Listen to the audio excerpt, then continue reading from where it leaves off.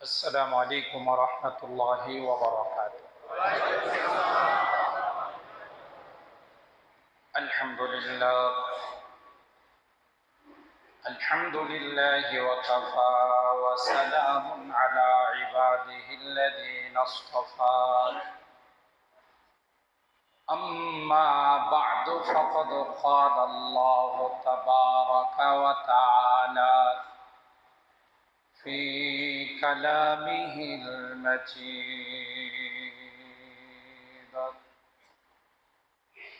وفي فرقانه الحميد. أعوذ بالله من الشيطان الرجيم. بسم الله الرحمن الرحيم. لئن شكرتم لأزيدنكم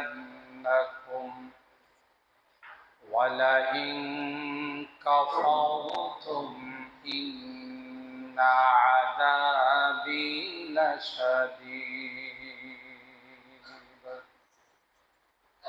وقال النبي صلى الله عليه وسلم: أفضل الصيام بعد رمضان شهر الله المحرم.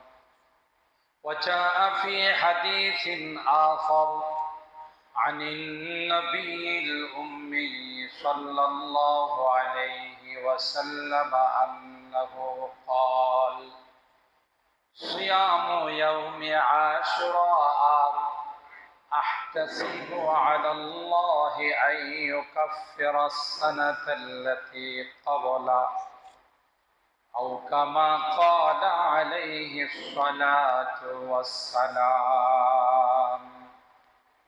بارك الله لنا ولكم في القرآن العظيم، ونفعنا وإياكم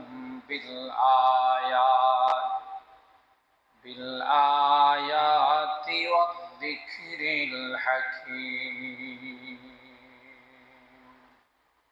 درود شريف পড়ি। اللهم صل على محمد وعلى آل محمد كما صليت على إبراهيم وعلى آل إبراهيم إنك حميد مجيد.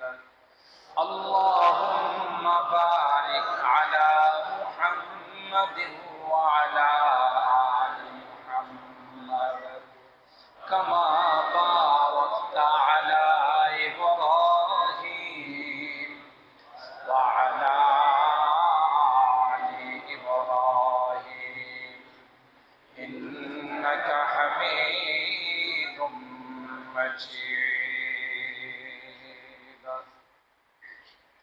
আলহামদুলিল্লাহ তুম্মা আলহামদুলিল্লাহ। আল্লাহ তাআলার দরবারে লাখো কোটি শুকরিয়া যে রব্বে কারীম আমাদেরকে পবিত্র মুহররমুল হারাম মাসের আজকের দ্বিতীয় জুমাতে একটি বরকতময় দিনকে সামনে রেখে আজকের সালাতুল জুমা আদায় করার জন্যে সময় মতো আল্লাহ পাকের ঘরে আসার বসার তৌফিক দান করেছেন। এই জন্য রব্বে কারীমের দরবারে শুকরিয়া আদায় করি, বলি আলহামদুলিল্লাহ। শুরুতেই গত সপ্তাহের অনাকাঙ্ক্ষিত অনিচ্ছাকৃত কষ্টের জন্যে আপনাদের শুকরিয়া জ্ঞাপন করছি যে আপনারা এই বিদ্যুৎ বিভ্রাটের কারণে যে লং টাইম ধৈর্য সহকারে আপনারা যে ধৈর্যের পরিচয় দিয়েছেন, যে ভদ্রতার পরিচয় দিয়েছেন, সেটা ভাষায় প্রকাশ করার মতো নয়। লং টাইম কষ্ট করে বসে আল্লাহকে রাজি আর খুশি করার জন্যে এই গরমের মধ্যে আপনারা সলাতুল জুমা আদায় করেই গেছেন। আল্লাহ তাআলা যেন আপনাদের এই কষ্টের উত্তম বিনিময় দান করেন, বলুন আমিন। কারণ এই কষ্ট কোনো ব্যক্তির জন্য নয়, আর কেউ ইচ্ছা করে আপনাদেরকে কষ্ট দেয় না। এই বিদ্যুতের বিষয় ছিল, হঠাৎ করে আজানের পূর্ব মুহূর্তে বিদ্যুৎ চলে গেল। সেই যে গেল, সে পরের দিন সন্ধ্যায় বিদ্যুৎ আসছে, ওই জন্য আসে না, পরের দিন সন্ধ্যায় সেটা ঠিক করতে গিয়ে অনেক সময় লেগেছে। কিন্তু আমরা খুব গভীরভাবে লক্ষ্য করেছি আপনাদের ধৈর্যতা, আপনাদের ধৈর্যের, আপনাদের ভদ্রতা। আলহামদুলিল্লাহ, আলহামদুলিল্লাহ, দেখলাম আমরা যে আপনারা কেউ কোনো উচ্চবাচ্য করেন নাই। হতে পারে এই গরমকে ওসিলা করে আল্লাহ জাহান্নামের গরম থেকে আমাদেরকে রক্ষা করবেন ইনশাআল্লাহ। কারণ এই গরম আমরা সহ্য করছি কার জন্যে? আল্লাহ। যাই হোক, গত সপ্তাহে কিছু আলোচনা করার ইচ্ছা ছিল, কিন্তু সেটা হয়ে ওঠে নাই, আমরা পারি নাই, যেহেতু আওয়াজ ছিল না, সাউন্ড সিস্টেম ছিল না। আজকে হইল মুহররম মাসের ৮ তারিখ, আগামীকাল ৯ তারিখ, রবিবার ১০ তারিখ, যাকে ইয়াউমে আশুরা, আশুরার দিন বলা হয়। অর্থাৎ রবিবার হলো আশুরা। পবিত্র মুহররমুল হারাম মাসের এই দিনটা বড় বরকতময় দিন। মুহররম মাসের ১০ তারিখ, যাকে আমরা আশুরার দিন, আশুরা এটা দশম আরবি শব্দ, যেহেতু মুহররম মাসের ১০ তারিখ, এই জন্য এটাকে আশুরা বলা হয়। এই দিন অনেক ঘটনার সাক্ষী। ওয়াহুয়া ইয়াউমুন লিল ওয়াকিআতি ওয়াল হাসানাত, অনেক ভালো কাজের একটি দিন, অনেকগুলো ঘটনারও সাক্ষী সেই মুহররম মাসের ১০ তারিখ। তবে আমরা সাধারণত মুহররমের ১০ তারিখকে মনে করে থাকে যে মুহররমের ১০ তারিখটা বোধহয় কারবালার সাথেই সম্পৃক্ত। হযরতে হুসাইন রাদিয়াল্লাহু তাআলা আনহুর শাহাদত যেহেতু কারবালার প্রান্তরে মুহররম মাসের ১০ তারিখে হয়েছিল, শুধু উনি নয়, ওনার পরিবারের ৭০ জন সদস্যকে নিয়ে, সাথীদেরকে নিয়ে খুব হৃদয় বিদারক ভাবে, মর্মান্তিক ভাবে তিনি কারবালার প্রান্তরে শাহাদত বরণ করেছিলেন। এটা অত্যন্ত দুঃখজনক একটি হৃদয় বিদারক ঘটনা বটে। কিন্তু পবিত্র মুহররমের সম্পর্ক কারবালার সাথেই নয়। কারবালার ঘটনা তো ঘটছে ৬১ হিজরি। কত হিজরিতে? আর মুহররম সম্পর্কে আল্লাহ রাব্বুল আলামিন তার হাবিব পাকের জুবান দিয়ে যে সকল হাদিস, যে সকল বাণী বর্ণনা করিয়েছেন, সেটা কি ৬১ হিজরিতে না অনেক আগে? যে ঘটনাগুলো ঘটছে সেটা কি ৬১ হিজরিতে না অনেক আগে?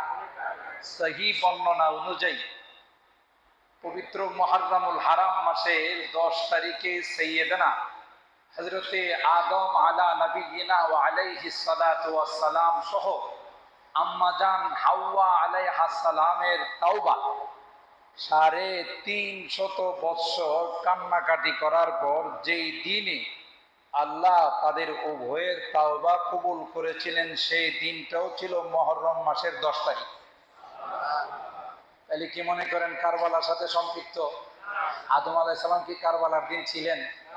হাওয়া আলাইহিস সালাম কি কারবালার দিন ছিলেন? খুব ভালো করে খেয়াল করবেন।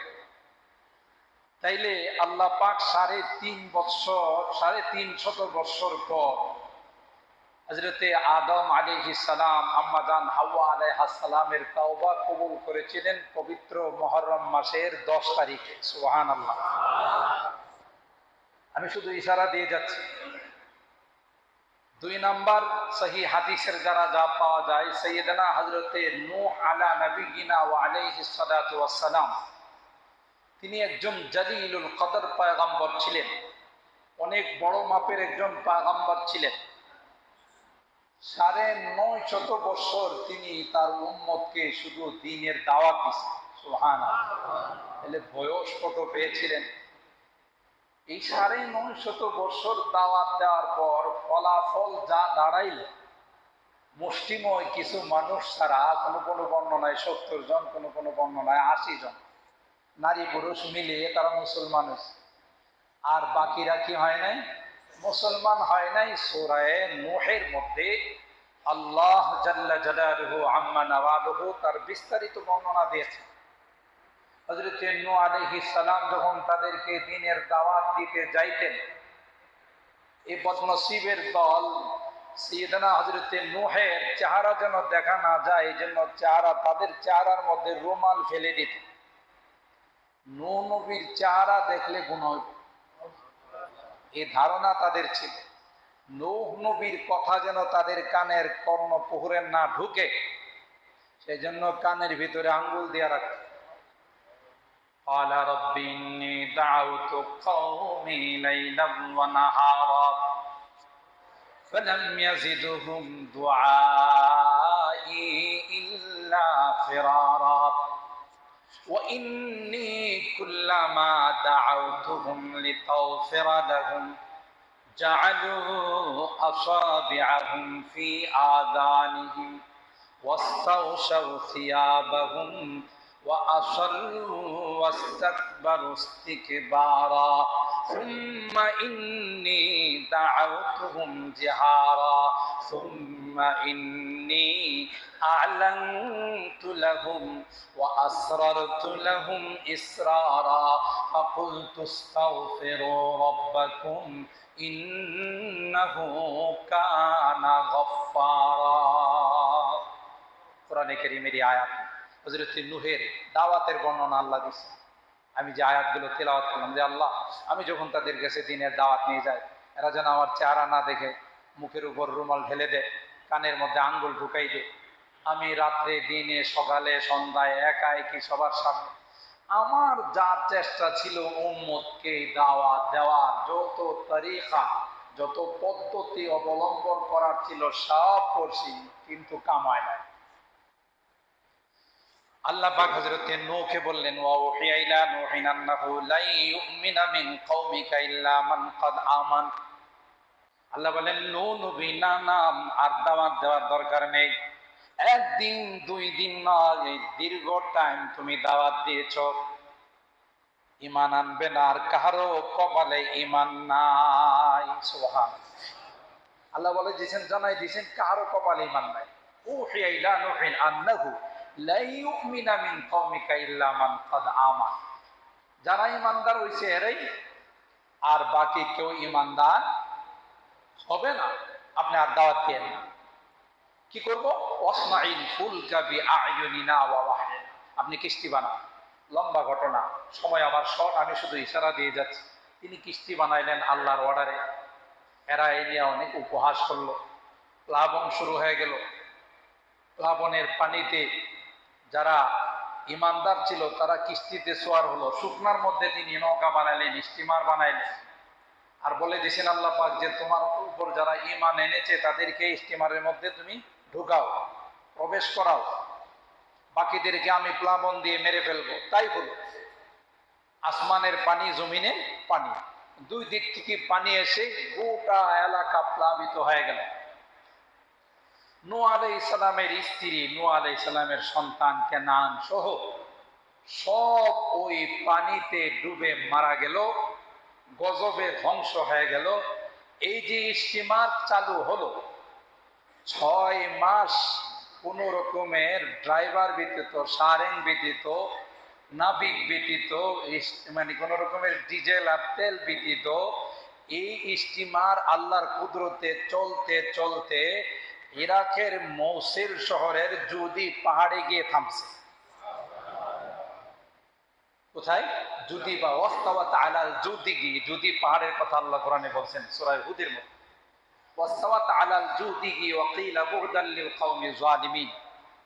জুদি পাহাড়ে গিয়ে স্টপেজ দিছে, থামছে। যেই দিন 6 মাস চলার পর জুদি পাহাড়ে গিয়ে এই স্টিমার থামছিল, সেই দিনটাও ছিল মুহররমের 10 তারিখ। তাহলে বোঝা গেল বিশাল ঘটনা ঘটে গেছে। সাইয়েদনা হযরত ঈসা আলাইহিস সালাতু ওয়াস সালাম, আল্লাহ তাআলা তাকে কুদরতিভাবে সৃষ্টি করলেন। সূরা মারইয়ামের মধ্যে তার ঘটনা আছে। তার মা মারইয়াম আলাইহাস সালামের মাধ্যমে, বাবা নাই, বাবা ছাড়া আল্লাহ সন্তান বানাইতে পারেন, এটাও বিশ্বের মানুষকে দেখানোর জন্য মারিয়াম আলাইহিস সালামের মাধ্যমে একজন জলিলুল কদর পয়গম্বর হযরত ঈসা রূহুল্লাহকে আল্লাহ দুনিয়াতে পাঠাইছেন। যেই দিনে তিনি দুনিয়াতে আসছিলেন ঈসা রূহুল্লাহ, সেই দিনটাও ছিল মুহররমের 10 তারিখ। এগুলো সহি বর্ণনা মতো পাওয়া যায়, আর বাকি অনেকে অনেক ঘটনা বলে, এগুলো সহি বর্ণনা মতো পাওয়া যায় না, আরো অনেকে অনেক কিছু বানায় বলে। তাহলে আপনারা বলুন তো দেখি, এখন আমার এই ছোট্ট সংক্ষিপ্ত বর্ণনার দ্বারা কি বোঝা গেল? মুহররমের সম্পর্ক কি 61 হিজরির কারবালার সাথে না আগের থেকেই? সরে বলেন। এর তাৎপর্য, এর ঘটনা, এর বিভিন্ন রকমের ফজিলত, মর্যাদা, এটার সম্পর্ক কি 61 হিজরি কারবালার থেকে শুরু হয়েছে না বহু আগের থেকে? এটা এই সংক্ষিপ্ত ভূমিকাটা আপনাদের সামনে এই জন্য আমি সাজাইলাম। আমাদের সাধারণ একটা ধারণা, যারা আমরা ইসলাম নিয়ে স্টাডি করি না বা এই নিয়ে আমরা জানাশোনার চেষ্টা করি না, যে আশুরা মানে হলো কারবালা, অথচ কারবালার ঘটনা অনেক পরে ঘটছে। আর সেই ঘটনা নিয়ে আমি বিস্তারিত আলোচনা করব না, এটা অনেক ব্যাখ্যা এবং বিশ্লেষণ সাপেক্ষ। তবে সংক্ষিপ্তভাবে এতটুকুন আপনাদেরকে আমি জানাই দিতে চাই, কারবালার যে ঘটনা, আল্লাহর নবীর দৌহিত্র হযরতে হুসাইন রাদিয়াল্লাহু তাআলা, হুসাইন এবং হাসান রাদিয়াল্লাহু তাআলা আনহুমা, হাদিসের মধ্যে আছে সাইয়্যিদা শাবাবি আহলিল জান্নাহ, এরা দুইজন, দুই ভাই হাসান হুসাইন, এরা জান্নাতি যুবকদের লিডার হবে। সুবহানাল্লাহ বলবেন না? জান্নাতি যুবকদের কি হবে? লিডার হবে, সরদার হবে। তাদের মা ফাতেমাতুজ জাহরা রাদিয়াল্লাহু তাআলা আনহা জান্নাতি রমণীদের লিডার হবেন, নেত্রী হবেন। সুবহানাল্লাহ। এই কথা আল্লাহর নবী আগেই বলে গেছে। তো হযরত হুসাইন রাদিয়াল্লাহু তাআলা আনহুর শাহাদাত, এটা আমরা উম্মতে মুহাম্মদী হিসাবে, আহলে বাইতের শাহাদাত, আল্লাহর নবীর দৌহিত্র, জান্নাতি যুবকদের সরদার, তার পরিবারের 70 জন সদস্যকে নিয়ে নির্মমভাবে কারবালার প্রান্তরে শাহাদত বরণ করেছেন। এটা ইমানদার মুসলমান নবীর আশিক হিসাবে প্রত্যেকের দিলের মধ্যে এটা আঘাত লাগে, ঠিক কিনা বলেন? আঘাত লাগারই কথা। এটা একটা বেদনাদায়ক, হৃদয় বিদারক ঘটনা। এর জন্য মূলত কারা দায়ী, এটা বিশ্লেষণ করতে গিয়ে আমাদের মধ্যে যা বাড়াবাড়ি হয়, এগুলো ঈমান যাওয়ার উপক্রম হয়ে যায়। মূলত ঘটনাটা ঘটছিল ইয়াজিদ ইবনে মুআবিয়া, হযরতে মুআবিয়া রাদিয়াল্লাহু তাআলা আনহু, যিনি আল্লাহর নবীর একজন জলিলুল কদর সাহাবী ছিলেন, কাতেবে ওহী, আল্লাহ নবীর উপর যে ওহী আসতো এই ওহী লেখালেখি করতেন। সুবহানাল্লাহ বলেন। আল্লাহর নবী হযরতে মুআবিয়া রাদিয়াল্লাহু তাআলা আনহু সম্পর্কে বলে গেছেন, আল্লাহুম্মা জাআলহু হাদিয়াম মাহদিয়া, দোয়া করে গেছেন। তিনি তার সন্তান ইয়াজিদ ইবনে মুআবিয়াকে খেলাফতের যোগ্য মনে করেছেন। আর তখনকার খেলাফত ভোটাভুটির মাধ্যমে, গণতন্ত্রের মাধ্যমে হতো না, দুই পদ্ধতিতে হতো। হয়তো আগের খলিফা যাকে যোগ্য মনে করতেন তাকে খলিফা বানাই যেতেন, রাষ্ট্রপ্রধান বানাই যেতেন, অথবা মজলিসে শুরা, যারা সমাজের সবচেয়ে জ্ঞানী, সবচেয়ে বিচক্ষণ, জ্ঞানী গুণী যারা আছেন, তাদের একটা প্যানেল করে দেওয়া হতো। এটাকে মজলিসে শুরা বলা হয়। এই প্যানেলের মধ্যে থেকে এরা যাকে খলিফা নিযুক্ত করত তিনি খলিফা হতেন। এটা হলো ইসলামী পদ্ধতি। ইসলামী পদ্ধতি আর বাহিরে নাই। যাই হোক, আমি সেদিকেও যাব না, লম্বা আলোচনা। এমনটা হযরত আবু বকর সিদ্দিক রাদিয়াল্লাহু তাআলা প্রথম খলিফা ছিলেন, তাই না? তারপরে খলিফার নাম কি বলে? ওমর ইবনুল খাত্তাব রাদিয়াল্লাহু তাআলা, তাকে সরাসরি আবু বকর রাদিয়াল্লাহু তাআলা মৃত্যুর আগে খলিফা বানাই গেছেন, যে আপনি আমার পরে খেলাফতের দায়িত্ব রাষ্ট্রপ্রধান হিসাবে আমি আপনাকে নিযুক্ত করে গেলাম। বোঝা গেল ইসলামে তার দৃষ্টান্ত আছে, আগের খলিফা পরে আরেকজনকে খলিফা বানাইতে পারে। কিন্তু হযরত ওমর ইবনুল খাত্তাব রাদিয়াল্লাহু তাআলা আবার এই পদ্ধতি অবলম্বন করেন নাই। তিনি 8 জনের একটা প্যানেল, সাহাবায়ে কেরামদের, বড় বড় সাহাবায়ে কেরাম, ফুকাহায়ে কেরাম, মুফাসসিরিন কেরাম, তাদের একটা প্যানেলের উপর ছেড়ে দিল যে আমি কাউকে সরাসরি খলিফা বানাবো না, আপনারা যাকে উপযুক্ত মনে করেন তাকে খলিফা বানাবেন। সুবহানাল্লাহ। আর এটাই ইসলামের পদ্ধতি, এটাই আসল। আর বাকি পরবর্তীতে যা আছে এটা ইসলামিক পদ্ধতি নেই, অন্য পদ্ধতি। তো হযরতে আমির মুআবিয়া রাদিয়াল্লাহু তাআলা আনহু তার পরবর্তীতে তার ছেলে ইয়াজিদ ইবনে মুআবিয়াকে তিনি যোগ্য মনে করেছেন, তার কাছে যোগ্য মনে হয়েছে খেলাফতের জন্য, তাকে খলিফা বানাইছে। ইতিমধ্যেই কুফার মানুষগুলো হযরত হুসাইন রাদিয়াল্লাহু তাআলা আনহুর কাছে বারবার চিঠি পাঠাইছে যে আমরা আপনাকে খলিফা মানতে চাই, আপনি আমাদের খেলাফতের দায়িত্ব নেবেন, রাষ্ট্রপ্রধান হবেন, আপনি আসুন এখানে খেলাফত কায়েম করার জন্য। তো হযরত হুসাইন রাদিয়াল্লাহু তাআলা আনহু এই মনে করে গিয়েছিলেন যে আমি ইয়াজিদ ইবনে মুআবিয়ার চাইতে যদি রাষ্ট্রের দায়িত্ব নিই তাহলে রাষ্ট্র আর একটু সুন্দর চালাইতে পারবো, ইনসাফ ভিত্তিক রাষ্ট্র চালাইতে পারবো, রাষ্ট্রের আরো যে কাজগুলো আছে সেগুলো সুন্দরভাবে সুচারুরূপে আমি আঞ্জাম দিতে পারবো। সেই মনে করে তিনি তাদের চিঠি পায়া ওখানে তার পরিবারের সবাইকে নিয়ে রওনা দিয়েছিলেন। মোহতারাম হাজিরিন, এখানে অনেক সময় বলা হয় হযরত হুসাইন রাদিয়াল্লাহু তাআলা আনহু ইয়াজিদের বিভিন্ন রকমের জুলুম, অত্যাচার, নির্যাতনের বিরোধিতা করার জন্য যুদ্ধ গিয়েছিলেন। এটা কশিন কালো ঠিক নয়। যুদ্ধে ছোট ছোট পরিবারের দুধের বাচ্চাদেরকে নিয়ে যাওয়া হয় না, কথা বলেন ঠিক কিনা? আর ইতিহাস তালাশ করে দেখুন হযরত হুসাইন রাদিয়াল্লাহু তাআলা আনহু তার পরিবারের দুধের শিশু পর্যন্ত সকলকে নিয়ে তিনি গিয়েছিলেন। 2 নাম্বার কথা আপনাদের শর্টকাটে বলে রাখতেছি, আকীদা দুরুস্ত করার জন্য। ইয়াজিদ ইবনে মুআবিয়া যখন খবর পাইলেন হযরত হুসাইন রাদিয়াল্লাহু তাআলা আনহু দল বলে আসতেছেন, তখন কুফার গভর্নর ছিল উবাইদুল্লাহ ইবনে জিয়াদ। ইতিহাসের কথা, কুফার গভর্নরকে তিনি নির্দেশ দিয়েছিলেন যে ওনাকে কুফাতে ঢুকতে দিও না, এই এলাকায় আসতে দিও না, প্রতিবন্ধকতা সৃষ্টি করো, আর কিছু করবা না, শুধু অবরোধ করো, প্রতিবন্ধকতা সৃষ্টি করো, আর কিছু করতে যেও না। কিন্তু ওই ব্যাককেলে মানে কি করে বদনসিবি করছি কি, এদিক দিয়ে আমিরুল মুমিনিনের অর্ডার পাইছে, তিনি বলছেন তাদেরকে এখানে আসতে দিলে গন্ডগোল হতে পারে, তাদেরকে বাধা দেওয়া রাখো, এর বেশি কিছু করবা না। কিন্তু সে এতটুকু নির্দেশ পায়া তার সৈনিক সেনাবাহিনী যারা ছিল সবাইকে নিয়ে হযরত হুসাইন রাদিয়াল্লাহু তাআলা আনহুর উপর ঝাঁপিয়ে পড়ল।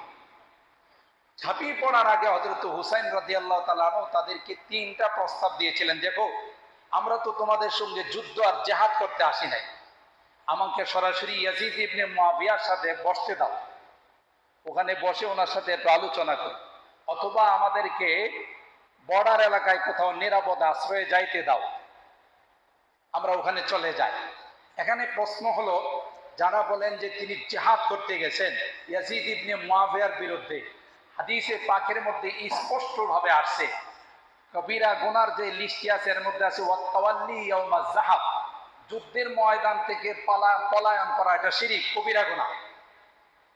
তাইলে হযরত হুসাইনের মতো মানুষ কি তিনি যুদ্ধ করতে গিয়ে পলাইতে চাইছেন?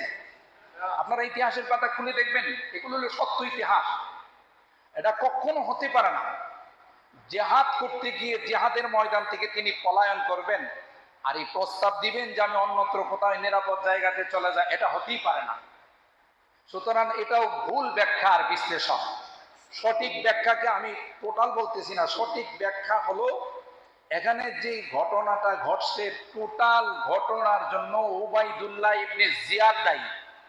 কেউ কেউ দেখেন না, নেতাকে খুশি করার জন্য নেতা যদি কয় ওরে রাস্তা থেকে সরাই দিস, এই জন্য এই রাস্তায় না বসে হে গিয়া থাপড়ায়া থুপড়ায়া দোকান টোকান ভাঙ্গা বস কাম বানাইছি, যেন বস তাকে বলে তুই আমার আসল সৈনিক, তুই আমার সিপা সালাম।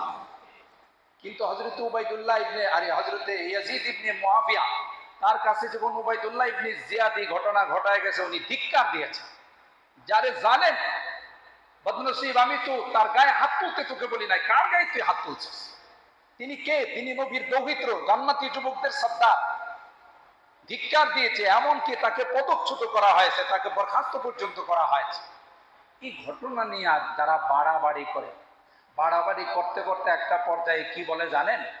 হযরত মুআবিয়া রাদিয়াল্লাহু তাআলা আনহুকেও গালাগালি থেকে ছাড় দেয় না, কথা বলেন ঠিক কিনা? অথচ তিনি নবীর সাহাবী। ইয়াজিদ ইবনে মুআবিয়া, হযরত মুআবিয়া রাদিয়াল্লাহু তাআলা আল্লাহর নবী সাহাবী, আল্লাহর নবী বলেন আসহাবী কান্নুজুম বিআইয়িহিম ইখতাদাইতুম ইহতাদাইতুম, আমার সাহাবীরা প্রত্যেকই নক্ষত্রের মতো, কাউকে গালি দেওয়া দূরের কথা, যে কোনো একজন সাহাবীকে তুমি অনুসরণ করলেই জান্নাত পেয়ে যাবে। সুবহানাল্লাহ। আমরা আমাদের সমাজে বিশেষ করে এই যে 10 তারিখ রবিবার আসতেছে, হায় হায় হায় কত কিছু যে হয় ইসলামের ধার ধারে না। কোরআন কি বলছে, হাদিস কি বলছে, সেই হাদিস, আমি যে হাদিসগুলো পড়ছি মুসলিম শরীফের হাদিস, ইবনে মাজাহ শরীফের হাদিস, কি করতে বলছে আশুরার দিন, আর আমরা করি। বিশেষ করে আমাদের মিরপুর তো গোটা বাংলাদেশের মধ্যে নাম করা আশুরা পালন করার মধ্যে, ঠিক কিনা? আরে বাপরে বাবা, এই যে রোল বাজনা শুরু হয়ে গেছে, আপনি ওই এলাকাতে যাইতে পারবেন না, কান ধরে রাখতে পারবেন না। কি পালন করে? আশুরা পালন করে, চান্দা ওঠা, তাজিয়া বের করে, আস্তাগফিরুল্লাহ নাউজুবিল্লাহ। আর এই তাজিয়া তো বের করে হিন্দুরা রথযাত্রা করে তাদের মূর্তিকে নিয়ে, মুসলমান কেন তাজিয়া বের করবে? হিন্দুদের সাথে সাদৃশ্য হয়ে যায়, ঠিক কিনা বলেন? মান তাশাব্বাহা বিকওমিন ফাহুয়া মিনহুম, যারা কোনো বেদিনদের সাথে কোনো কাজের সাদৃশ্য অবলম্বন করে তারাও তাদেরই অন্তর্ভুক্ত। তারা যেমন জাহান্নামে যাবে, এরাও জাহান্নামে যাবে, ঠিক কিনা বলেন? আমি তো বলি যে হুসাইন রাদিয়াল্লাহু তাআলা আনহুর শাহাদাতে কারবালা পালন করার জন্য আশুরার দিবসে এই জাতীয় নোংরামি করা হয়, এই জাতীয় বদরসুম পালন করা হয়। সাইয়েদনা হযরত হুসাইন রাদিয়াল্লাহু তাআলা আনহু যদি জিন্দা থাকতেন তাহলে এদের বিরুদ্ধে আরেকটা যুদ্ধের ঘোষণা দিতেন যে আমার নামে তোরা এটি করস কি? ইসলাম বহির্ভূত কাজ। ঢোল তবলা বাজানো কি ইসলামে অনুমতি আছে? বলেন, কোনো অনুমতি নাই, কোনো পারমিশন নাই। এইভাবে তাজিয়া বের করে হাই হুসাইন বলে বুকের মধ্যে চাপড়ানো, চাকু মারা, আরো বিভিন্ন রক্তাক্ত করা, জারি করা, এগুলো কি ইসলামে আছে কোথাও? আর ফিকহের একটা উসুল হলো ইআনাতুল মাসিয়াতি মাসিয়াতুন, গুনাহ যারা করে আর এই গুনার যারা সহযোগিতা করে সমান সমান। কথা বলেন, ঠিক কিনা? এই জন্য আল্লাহর ওয়াস্তে আপনাদেরকে হাতে পায়ে ধরে বলবো, পারলে যারা এগুলো করে তাদেরকে বুঝায়েন। আর যদি মনে করেন যে ঝগড়া হবে, গন্ডগোল হবে, অশান্তি হবে, তাহলে আপনি এগুলোকে কলব দিয়ে ঘৃণা করবেন, দিল দিয়ে এগুলোকে ঘৃণা করবেন, কিন্তু কোনো রকমের কোনো সহযোগিতা তাদেরকে করবেন না, ঠিক কিনা বলেন? করলে কিন্তু আপনিও ওই জাতীয় একটা কি করে, এই জাতীয় একটা গুনার কাজে আপনি নিজেও শরীক হলেন। আসুন তাইলে করণীয় কি? এটা তো আমি সংক্ষিপ্ত ইতিহাসটা আপনাদের সামনে, এই শর্ট টাইমের মধ্যে তো বিস্তারিত আলোচনা করা যায় না।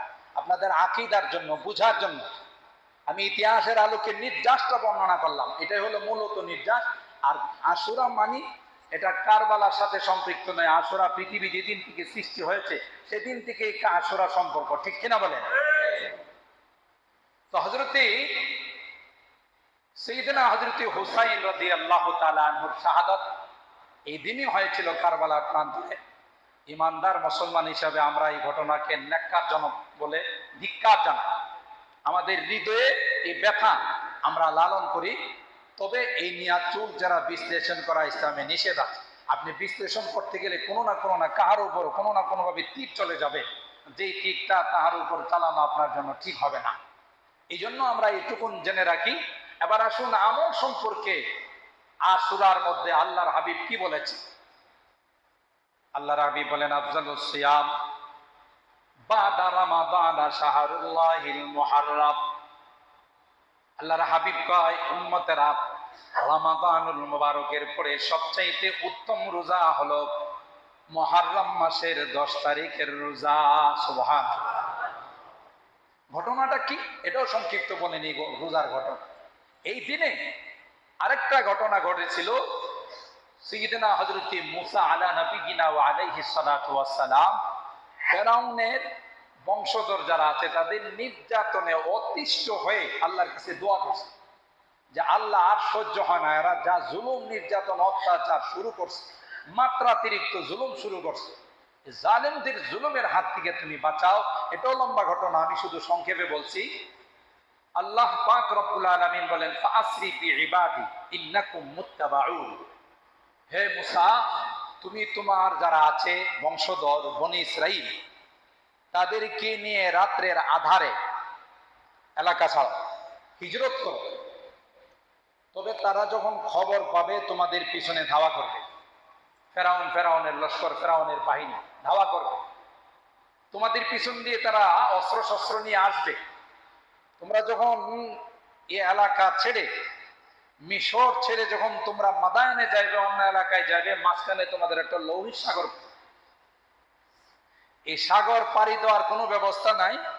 তুমি ওখানে যাওয়ার পর তোমার হাতের যে মোজেজা আছে লাঠি, এই লাঠি দিয়ে যখন সাগরের মধ্যে আঘাত করবা, আমি আল্লাহ সাথে সাথে 12টা পদ্মা সেতু বানাই দিব। সুবহানাল্লাহ। কি বানাই দিবেন আল্লাহ? পদ্মা সেতু। আল্লাহ বলেন যে ওই সাগর পাড়ি দেওয়ার জন্য পদ্মা তো হয়েছে, সেতু তো হয়েছে পদ্মা নদীর উপর, আর ওটা হলো সাগর। সাগর তো অবশ্যই নদীর থেকে ছোট, বিশাল বড় সাগর। ফাসরি বিইবাদি ইন্নাকুম মুত্তাবাউন। হযরত মুসা পয়গম্বর বনি ইসরাইলদেরকে নিয়ে রাত্রের আধারে মিশর ত্যাগ করে যখন তিনি রওনা দিলেন, সাগরের পারে আসার পর বনি ইসরাইল এগুলো নতুন তারা জাতি নয়, আগের থেকেই তারা, ঠিক কিনা বলেন?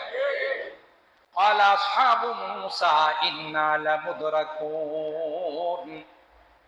সাগরের পারে গিয়া কই, মুসা তোমার তো নিয়ত ভালো না, তোমার নিয়ত খারাপ, এদিক দিয়া দেশ থেকে বাইর করছে, আর সামনে হইলো সাগর, নদীতে ডুবায়া মারবা, পিছন দিয়ে যদি ফেরাউনের বাহিনী আসে আমাদেরকে ধরে ফেলবে, আর সামনে যাব কোথায়? এই সামনে তো হলো সাগর, আমরা তো ধরা পড়ে যাব।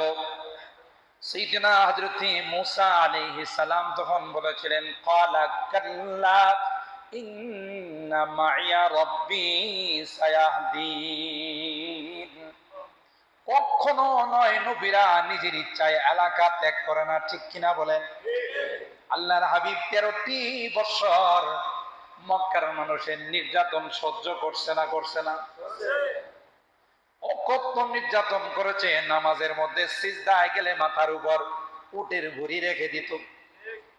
নবী মুহাম্মদ সাল্লাল্লাহু আলাইহি ওয়াসাল্লাম সিজদা থেকে যেন মাথা উঠাইতে না পারে, শ্বাস বন্ধ হয়ে যেন মারা যায়, এত কষ্ট দিয়েছে, তারপরও নবী মক্কা ত্যাগ করেন নাই। কেন? অর্ডার উপর থেকে আসে নাই, ঠিক কিনা বলেন? 13টি বছর পর আল্লাহ বলেন, ও পয়গম্বর আর মক্কাতে নয়, এবার হিজরত করে মদিনাতে যান। তাইলে পয়গম্বররা এক এলাকা ত্যাগ করে যখন আরেক এলাকায় যায়, কার হুকুমে? হযরত মুসা পয়গম্বর তাদেরকে জবাব দিলেন, ক্বালা কাল্লা ইন্না মাইয়া রাব্বী সায়াহদিন। না না, আল্লাহ আমাদেরকে ধ্বংস করবেন না, আল্লাহর অর্ডারে হুকুমে আসছি রে, সুতরাং আল্লাহ অবশ্যই আমাদেরকে সাহায্য করবেন।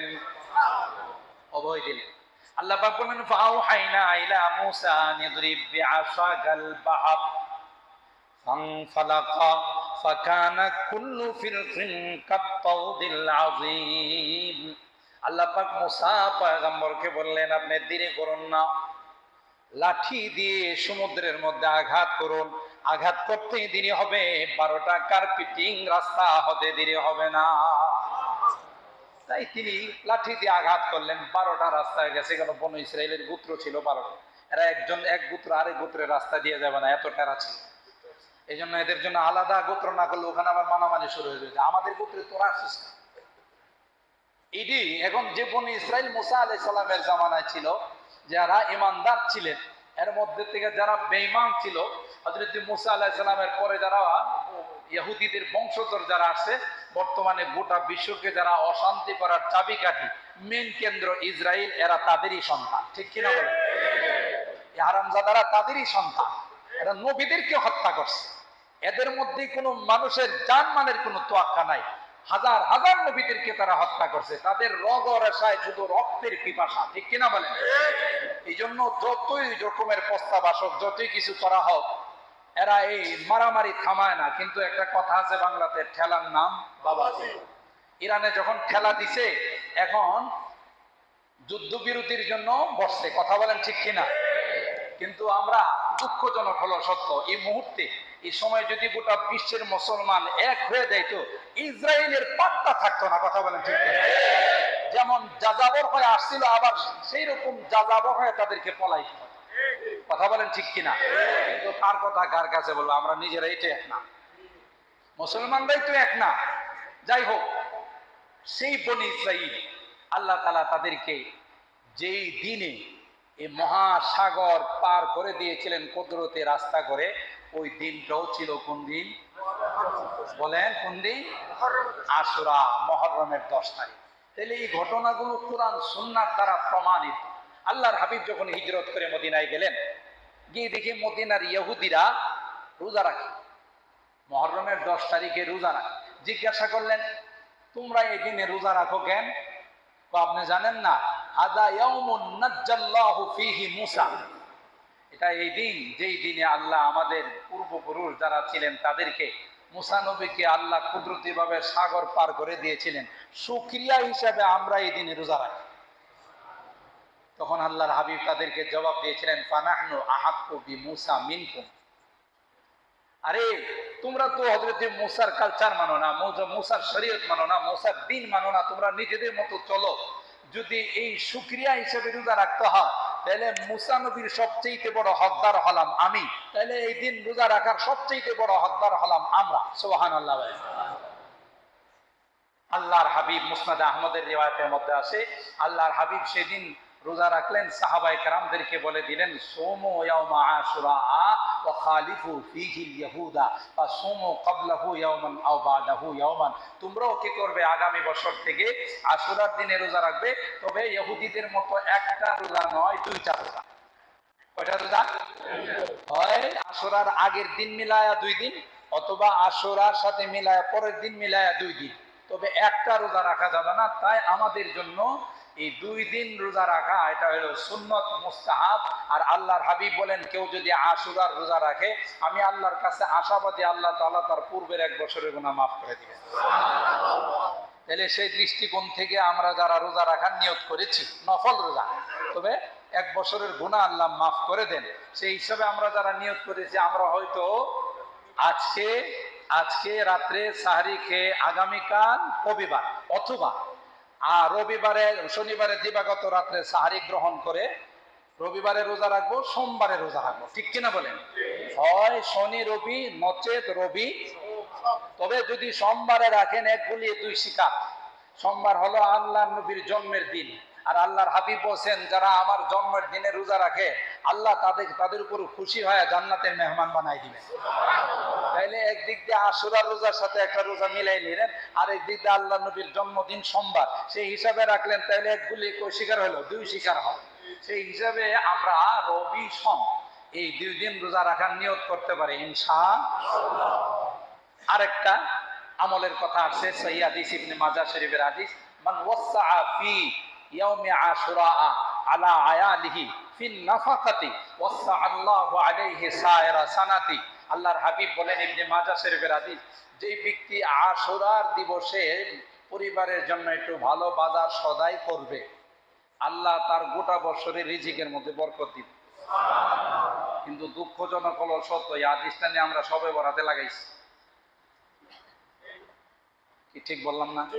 আমি যতই জুমার দিন বয়ান করি, যদি আপনার বাসায় গিয়া বয়ান করি, মহিলারা কেউ বোঝে না, হালুয়া 10 প্রকারের বানাবো সবে বরাতে, ভালো খাবার দাবার, মুরগি, পোলাও, গরু যা আছে, খাসি সব পাকাবো কোন দিনে?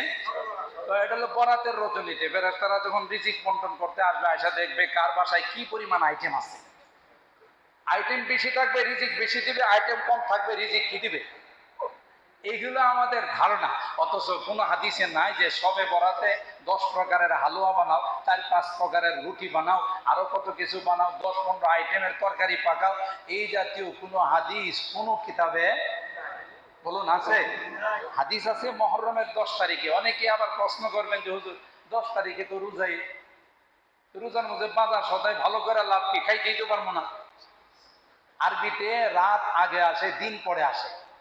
সুতরাং আগামীকাল শনিবারে যদি বাজার সদাই ভালো করে, সাহারিটা ভালো করে খান, এটাই 10 তারিখের ভালো খাবারের মধ্যে গণ্য হবে। কথা বলেন ঠিক কিনা? সেই হিসাবে হাদিসের দৃষ্টিকোণ থেকে এটাও মুস্তাহাব। এমন না যে এই দিন ভালো বাজার সদাই করতে হবে, ব্যাংকের থেকে আপনি লোন নিয়ে আসেন, তাহলে হবে কি, সুন্নত পালন করতে গিয়ে ফরজ তরফ হবে। হুজুর বয়ান করছেন যে সুন্নত হলো পাগড়ি দিয়ে নামাজ পড়লে 1 রাকাতে 70 রাকাতের সওয়াব পাওয়া যাবে। হ্যাঁ, পাগড়ি নাই করবে, কিন্তু চিন্তা করলো তাহলে নিচের কাপড়টা খুললে পাগড়ি বাঁধবে। ওই রকম হয়ে যাবে, সেটা কিন্তু আবার করতে যায় না। আস্তাগফিরুল্লাহ। যে আমার যেহেতু হুজুর বলছে ওই দিন ভালো বাজার সদাই করতে হবে, টাকা পয়সা নাই, কারোর কাছ থেকে কিস্তি নিলেন, ওই দিন ভালো বাজার সদাইয়ের কথা আছে। কিস্তি নেওয়াটা হালাল না হারাম? সুদি কারবার করাটা হালাল না হারাম? আপনি একটা মুস্তাহাব পালন করতে গিয়ে যদি হারামে লিপ্ত হন, তাহলে সব হবে না গুনাহ হবে? যার যার সাধ্য অনুযায়ী, আপনার যে পরিমাণ সামর্থ্য আছে সেই অনুযায়ী আপনি একটু ভালো বাজার সদাই করেন পরিবারের জন্য, তাহলে আল্লাহ রাব্বুল আলামিন গোটা বৎসরের রিজিকের মধ্যে বরকত দান করবেন। এই দুইটা আমলের কথা আছে। সময় 2-3 মিনিট বেশি নিয়ে নিচ্ছি, রাগ করতেছেন না তো? আবার হিসাবে তো আমি 10 মিনিট সময় পাই গত জুমার। গত জুমার 10 মিনিট সময় পাই না আমি।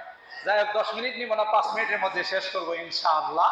তো আর বাকি যত আছে, যা কিছু হয়, আমি যে কথাগুলো সংক্ষিপ্ত আকারে আশুরার তাৎপর্য সম্পর্কে সহিহ হাদিস এবং কোরআনের আয়াতের ভিত্তিতে আপনাদের সামনে আমি পেশ করলাম, যে আশুরার থেকে আমাদের শিক্ষা হলো শুকরান লিনি'মাতিল্লাহি তাবারাকা ওয়া তাআলা, যে আল্লাহর শুকরিয়া আদায় করা জীবনের প্রতিটি ক্ষেত্রে, প্রতিটি সেক্টরে। যেমন এই দিনে হযরত মুসা আলাইহিস সালাম রোজা রাখছেন, বনি ইসরাঈলরা রোজা রাখছেন, আল্লাহর হাবিব রোজা রাখছেন। কেন? আল্লাহর এই নিয়ামতের শুকরিয়া আদায় করার জন্য, যে আল্লাহ রাব্বুল আলামিন এইভাবে কুদরতিভাবে আমাদেরকে এই বিপদ থেকে উদ্ধার করেছেন, সেই জন্য রোজা রাখা। উলামায়ে কেরাম, মুফাসসিরিন কেরাম লিখেন, আশুরার দিনের সবচাইতে বড় শিক্ষা হলো জীবনের প্রতিটি ক্ষেত্রে আল্লাহর নিয়ামতের শুকরিয়া আদায় করা। ঠিক কিনা বলেন? এই জন্য কোরআনুল কারীমের সূরা ইব্রাহিমের যে আয়াত আমি তেলাওয়াত করেছি, 7 নম্বর আয়াত, আল্লাহ বলেন লা ইন শাকারতুম লা আযীদান্নাকুম, তোমরা যদি আমার নিয়ামতের শুকরিয়া আদায় করো, লা আযীদান্নাকুম, অবশ্যই অবশ্যই আমি আল্লাহ তোমাদের রিজিক বাড়াই দিব, তোমাদের নিয়ামত বাড়াই দিব। ওয়ালা ইন কাফারতুম, আর যদি আমার নিয়ামতের শুকরিয়া আদায় না করো, লা উআযযিবান্নাকুম আযাবান শাদীদা, আমি তোমাদেরকে কঠিন শাস্তি দিব। ইন্না আযাবি লাশাদীদ, আমার শাস্তি কিন্তু হালকা নয়। আমরা এর থেকে শিক্ষা নিয়ে নিলাম যে জীবনের, আপনি এক গ্লাস পানি খাইলেন, এই পানিটাও তো আল্লাহর নিয়ামত, পানিটা না থাকলে আবার আপনার জীবন বাঁচত না। এই জন্য পানির অপর নাম কি বলা হয়? জীবন।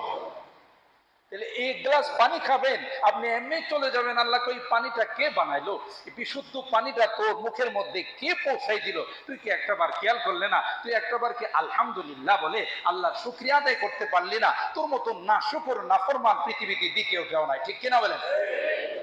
এক লোকমা খাবার খাইছেন, আপনার মুখে তো স্বাদ আছে, রুচি আছে। অনেকে আছে সারা জীবন খায়, মাটি মনে হয়, কিচ্ছুই স্বাদ পায় না। আপনি শুকরিয়া আদায় করেন না কেন? আল্লাহ আমার স্বাদ শক্তি দিয়েছো, তুমি আমার মুখের মধ্যে রুচি দিয়েছো, খায় হজম হয়ে যায়। আল্লাহ আলহামদুলিল্লাহ আল্লাযী আত'আমানা ওয়া সাকানা ওয়া জাআলানা মিনাল মুসলিমিন, হে আল্লাহ তুমি আমারে খাওয়াইছো, পান করাইছো, সমস্ত শুকরিয়া তোমার, সমস্ত প্রশংসা তোমার। ঠিক কিনা বলেন? এটা আমাদের এই মুহররমের আশুরা থেকে আমাদের এই শিক্ষা নিতে হবে যে প্রতিটি ক্ষেত্রে, প্রতিটি কাজে আল্লাহ নিয়ামতের শুকরিয়া আদায় করা। ঠিক কিনা বলেন? মুহতারাম হাজিরিন, সেই হিসাবে আমাদের মা বোনরা অনেকে শুনতেছেন, যেহেতু বাইরের মাইক আছে, আমরা পরিবারে গিয়ে আবার একটু মুজাকারা করে নিব। জীবনে যত নেক আমল বেশি করা যায় ততই তো লাভ। ঠিক কিনা বলেন? কারণ এই নেক আমল একদিন আমার সম্বল হবে। টাকা পয়সা, অর্থ কোটি, শান শওকত কিছুই আমার কাজে লাগবে না, এই আমল আমার কাজে লাগবে। আল্লাহ রাব্বুল আলামিন আমাদেরকে এই সংক্ষিপ্ত আলোচনায় যা শুনলাম করণীয় এবং বর্জনীয়, আর বাকি আমি আগেই বলে দিছি, যা কিছু হয় মুহররমের নামে একটাতে আমরা অংশগ্রহণ করবো না। পারবো না ইনশাআল্লাহ? হাত তোলেন, হাত তোলেন, ইনশাআল্লাহ বলেন। যত কিছু হয় মুহররমের নামে, তাজিয়া সহ আশুরার নামে, এগুলো সব বাতিল, এগুলো কোনটাই ইসলামে নাই। এগুলোর মধ্যে আমরা নিজেরাও শরীক হব না, পারলে এগুলোকে বাধা দিব। ঠিক কিনা বলেন? আল্লাহ রাব্বুল আলামিন আমাদের সকলকে তৌফিক দান করুন, আমিন। ওয়া আখিরু দাওয়ানা আলহামদুলিল্লাহি রাব্বিল আলামিন।